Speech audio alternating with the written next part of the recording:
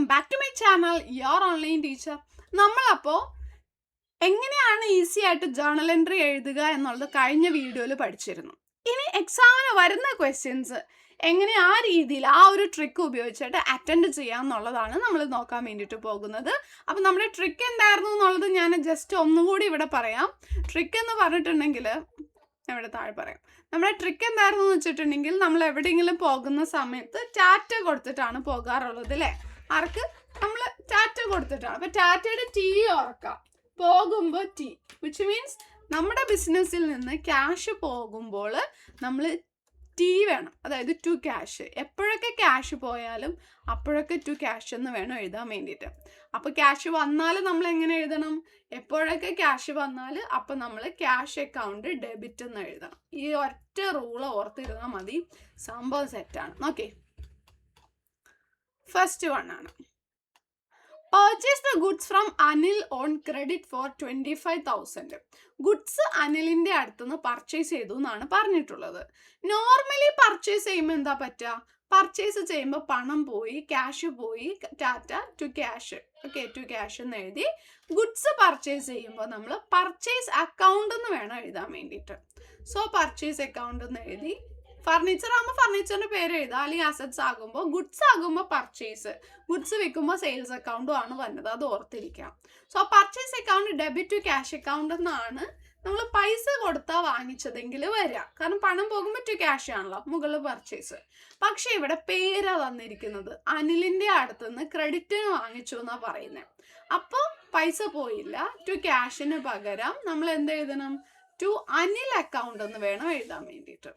അപ്പോൾ purchase account debit 25,000 to Anil account 25,000 എന്ന് വരും അവിടുത്തെ ജേർണൽ എൻട്രി. സിമ്പിൾ അല്ലേ? ഇനി നോക്കേ, purchase the goods for cash. Cash കൊടുത്ത് ഗുഡ്സ് വാങ്ങിച്ചു.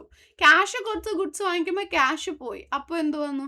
To cash. പർച്ചേസ് അക്കൗണ്ട് ആയതുകൊണ്ട് പർച്ചേസിന്, ഗുഡ്സ് പർച്ചേസ് ചെയ്തായതുകൊണ്ട് പർച്ചേസിനെ ഡെബിറ്റ് ചെയ്യണം.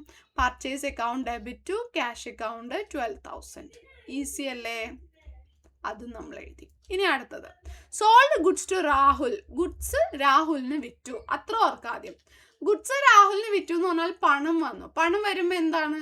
ക്യാഷ് അക്കൗണ്ട് ഡെബിറ്റ് എന്നാണ് എഴുതേണ്ടത്. ഗുഡ്സ് വിറ്റതായതുകൊണ്ട് ടു സെയിൽസ് അക്കൗണ്ട് എന്നാണ് വരാം നോർമൽ കേസിൽ. പക്ഷേ ഇവിടെ രാഹുലിന് കടത്തിന് കൊടുത്തു എന്നാണ് പറയുന്നത്. അപ്പം നമ്മുടെ കയ്യിൽ പൈസ വന്നിട്ടില്ല.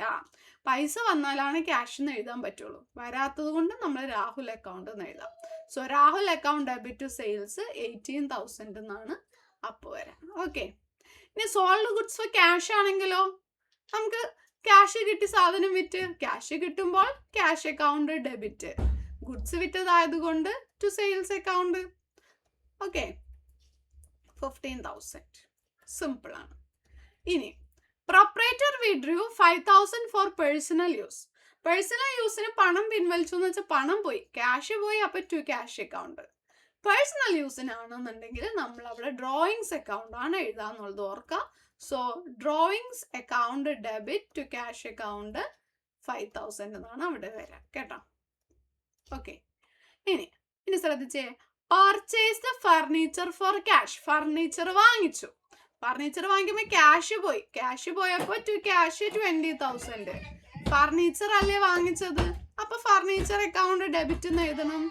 So furniture account debit to cash 20,000 എന്ന് വേണം എഴുതാൻ വേണ്ടിയിട്ട്. ഓക്കെ, ഇനി sold old machinery for cash.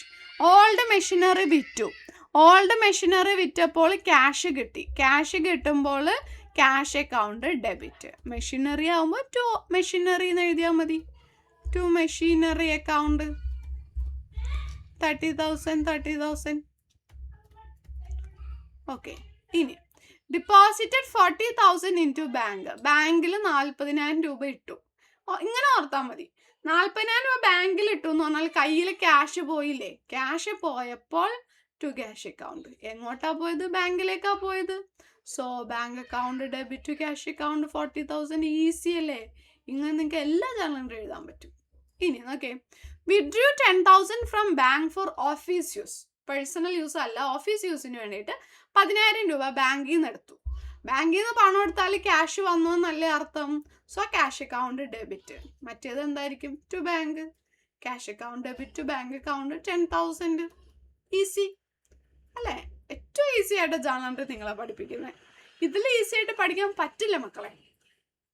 ഇനി രാഹുലിന്റെ കയ്യിൽ നിന്ന് 8,000 രൂപ കിട്ടി. ക്യാഷ് കിട്ടുമ്പോ എന്താ ചെയ്യാ? ക്യാഷ് അക്കൗണ്ട് ഡെബിറ്റ് ആണ്. രാഹുലിനാവുമ്പോ രാഹുൽ എന്ന് എഴുതിയാ പോരെ അല്ലേ? സോ 8,000 സിമ്പിൾ ആണ്. എക്സാമിന് 5 മാർക്കിന് അല്ലെങ്കിൽ 8 മാർക്കിന് വരുന്ന സംഭവമാണ് നമ്മുടെ ജേർണൽ എൻട്രിയുടെ ക്വസ്റ്റ്യൻ. ഈസി ആയിട്ട് അതെല്ലാം നിങ്ങൾക്ക് ശരിയാക്കാൻ പറ്റും. അതുകൊണ്ട് വീഡിയോ ഇഷ്ടപ്പെട്ടാൽ ലൈക്ക് ചെയ്യുക. Thank you.